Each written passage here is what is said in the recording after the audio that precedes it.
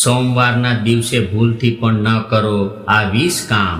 હિન્દુ શાસ્ત્રો મુજબ અઠવાડિયાના દરેક દિવસ કોઈને કોઈ દેવી દેવતાને સમર્પિત હોય છે અને એ જ રીતે સોમવારનો દિવસ ભગવાન શિવને સમર્પિત છે.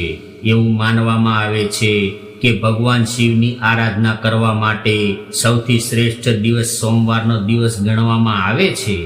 સાથે જ એવી પણ માન્યતા છે કે આજના દિવસે મહાદેવની કૃપા મેળવવા માટે આ સરળ ઉપાય કરી લેશો તો જીવનમાં આવેલ દરેક પરેશાની અને સમસ્યા ભોળાનાથ દૂર કરી દેશે.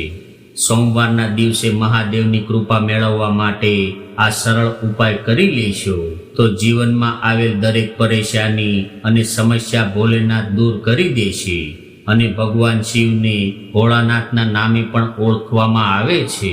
ભોળાનાથ ભક્તોની ભક્તિથી જલ્દી જ પ્રસન્ન થઈ જાય છે અને એટલા માટે જ એમને ભોળાનાથના નામે ઓળખવામાં આવે છે. હે ભોળાનાથ, હું તમને હાથ જોડીને પ્રાર્થના કરું છું કે જે આ વિડીયોને લાઈક કરશે અને ચેનલને સબસ્ક્રાઇબ કરશે તેમના જીવનમાં ક્યારેય કોઈ દુઃખ કે પીડા આવવા દેશો નહીં, પરંતુ સોમવારના દિવસે આ ઉપાય અવશ્ય કરવા જોઈએ.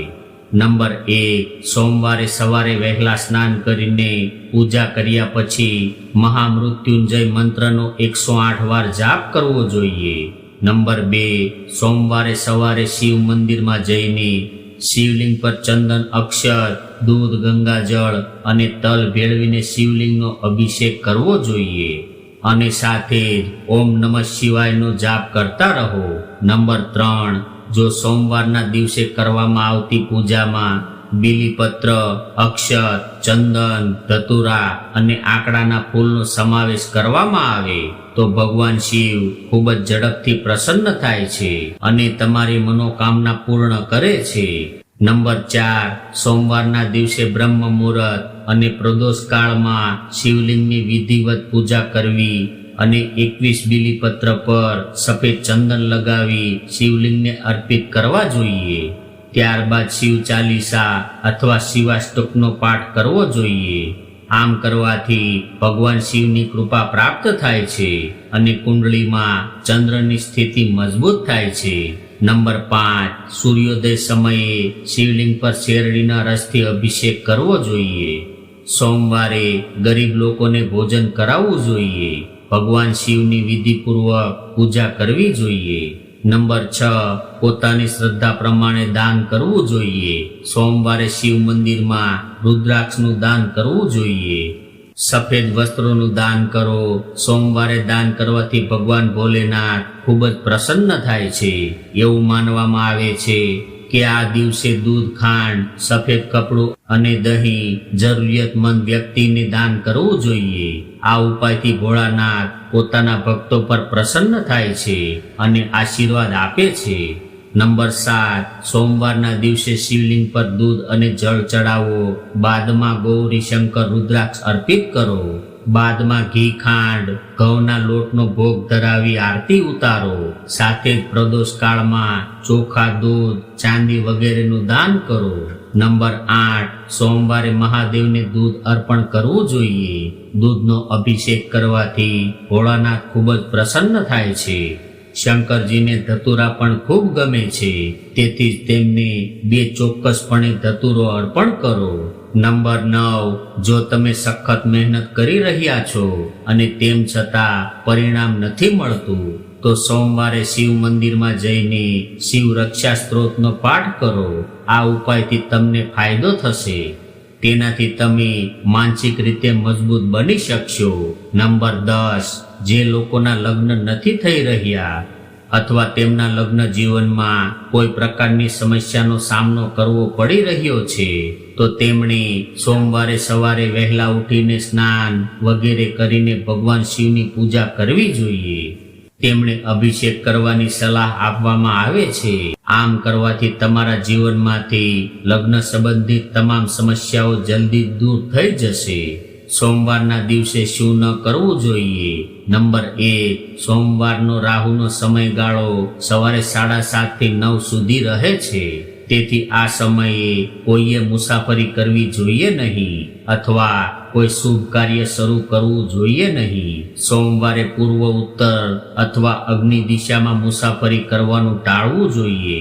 નંબર 2, શનિ સંબંધિત ખોરાક જેમ કે રીંગણા, ફણસ, સરસવ, કાળા તલ, અડદ, મસાલેદાર શાકભાજી વગેરે ન ખાવા જોઈએ અને શનિ સંબંધિત કપડાં જેમ કે કાળા, વાદળી, જાંબલી કે ભૂરા રંગના કપડાં ન પહેરવા જોઈએ. નંબર 3, દેવોના દેવ ભગવાન મહાદેવને પીળી મીઠાઈનો ભોગ ન ચડાવવો જોઈએ. આ દિવસે તમારી માતા સાથે કોઈ પણ પ્રકારનો વિવાદ ન કરો. આ સિવાય સોમવારે લડાઈ ઝઘડા ન કરવા જોઈએ. કોઈનું અપમાન પણ ન કરવું જોઈએ. નંબર 4, જો તમે સોમવારે ઉપવાસ કરી રહ્યા છો તો આ દિવસે કોઈ ખોટું કામ કરવાની કોશિશ ન કરવી જોઈએ. આ સાથે જ ભગવાન શિવની પૂજામાં તુલસીનો ઉપયોગ ન કરવો જોઈએ. નંબર 5, સોમવારે ખાંડનો ઉપયોગ ન કરવો જોઈએ. તામસિક ભોજનનું સેવન ન કરવું જોઈએ. કોઈ પણ રીતે પરિવારના દેવતાનું અપમાન ન કરો. નંબર 6, સોમવારના વ્રતની પૂજા કરતા સમયે આ વાતનું ધ્યાન રાખો કે તમારે ક્યારેય પણ શિવલિંગની સંપૂર્ણ પરિક્રમા ન કરવી જોઈએ. જળાશયના સ્થળે પરિક્રમા કર્યા પછી થોભો અને પાછા વળો અને પરિક્રમા પૂર્ણ કરો. નંબર 7, જો કોઈ વ્યક્તિ સોમવારના દિવસે જુગાર, ચોરી અથવા અન્ય કોઈ સ્ત્રી પર ખરાબ નજર રાખવા જેવા કાર્યો કરે છે તો તે પાપનો ભાગીદાર બને છે. તેથી આ ખરાબ કાર્યો કરવાની મનાઈ છે. સોમવારની પૂજા વિધિ નારદ પુરાણ અનુસાર સોમવારના વ્રત દરમિયાન વ્યક્તિએ સવારે સ્નાન કરીને ભગવાન શિવને પાણી અને બીલીપત્રના પાન અર્પણ કરવા જોઈએ અને શિવ ગૌરીની પૂજા કરવી જોઈએ. શિવની પૂજા કર્યા પછી સોમવારે વ્રત કથા સાંભળવી જોઈએ. આ પછી ભોજન ફક્ત એક જ વાર કરવું જોઈએ. સામાન્ય રીતે સોમવારનું વ્રત દિવસના 6 વાગ્યા સુધી ચાલે છે, મતલબ સાંજ સુધી રાખવામાં આવે છે. સોમવારના વ્રત 3 પ્રકારના હોય છે. દર સોમવારે વ્રત, સૌમ્ય પ્રદોષ વ્રત અને 16 સોમવારનું વ્રત. આ બધા વ્રત માટે એક જ વિધિ છે. સોમવારનું વ્રત કરો તો લીલા શાકભાજીનું સેવન ન કરવું જોઈએ. પાલક, ફુલાવર, રીંગણા અને પરવળનું બિલકુલ પણ સેવન ન કરવું જોઈએ. આ પ્રકારે કરવાથી વ્રત અને પૂજાનું ફળ પ્રાપ્ત થતું નથી. શિવ ભક્તોએ સોમવારે મંદિરમાં ભગવાનના દર્શન કર્યા બાદ આપણને તુલસી, ચરણામૃત અને પ્રસાદ મળે છે. ચરણામૃત એ એક દિવ્ય પ્રેય પ્રસાદ છે જે ગાયના દૂધ, દહીં, મધ, ખાંડ, ગંગાજળ અને તુલસીમાંથી બનાવવામાં આવે છે અને ખાસ ધાતુના વાસણમાં રાખવામાં આવે છે. આયુર્વેદ અનુસાર આ ચરણામૃત આપણા શરીરના 3 દોષોને સંતુલિત રાખે છે. અને મિત્રો, જો તમે સોમવારનું વ્રત રહ્યા હોય તો તમારે આ વસ્તુનું ધ્યાન રાખવાનું છે. નોનવેજનું સેવન ન કરવું જોઈએ. એવું માનવામાં આવે છે કે સોમવારે તામસી ભોજનનું સેવન કરવાથી ભગવાન શિવ નારાજ થાય છે અને ઘરમાં નકારાત્મક શક્તિઓનો વાસ થાય છે. સોમવારે મસાલેદાર ભોજનનું સેવન ન કરવું જોઈએ. મસાલેદાર ભોજન તામસી ભોજન ગણવામાં આવે છે, જેથી વ્રત ખંડિત થઈ શકે છે. વ્રત કરવા દરમિયાન સિંધવ મીઠાનું સેવન કરવું જોઈએ. સોમવારે લસણ, ડુંગળી અને આદુનું સેવન ન કરવું જોઈએ. શાસ્ત્રો અનુસાર લસણ ડુંગળીથી અજ્ઞાનતા અને ઉત્તેજનામાં વૃદ્ધિ થાય છે, જેના કારણે આધ્યાત્મિક માર્ગે અનેક પ્રકારની મુશ્કેલીઓ ઊભી થાય છે. સોમવારે ચણાના લોટની વસ્તુ ન ખાવી જોઈએ.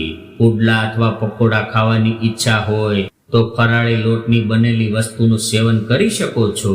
અને જો આ વિડીયો તમને પસંદ આવ્યો હોય તો વિડીયોને લાઈક, શેર તથા કોમેન્ટ કરવાનું ભૂલશો નહીં. સાથે કોમેન્ટ બોક્સમાં હર હર મહાદેવ અવશ્ય લખજો.